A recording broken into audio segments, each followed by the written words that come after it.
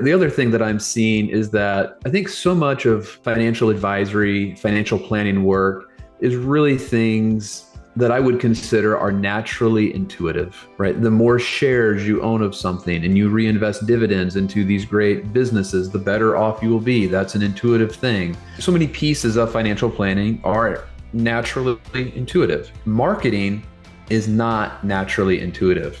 And I want to give you an example of that, if I could, in the way I see it. There are advisors that brag about having email open rates of their newsletter, 70, I've even heard 80%. People are obsessed with metrics like likes, comments, shares, and intuitively, you would think that those are all good things. The more likes I get, that must mean that I'm going down the right track.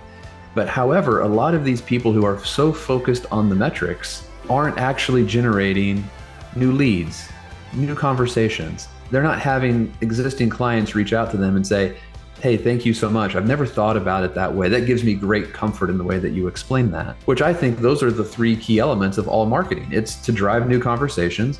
It's to build existing relationships closer with existing clients. And it's trying to unlock doors to new people who don't know that you exist. It's not intuitive, because sometimes the things that have generated new conversations for me have had very minimal engagement. But the only metric that I count is the fruit from the activity, not the vanity. Let me ask you this, because I believe in what you're saying, that we can game the metrics on marketing, period. It's not just social media. We can game it all the way.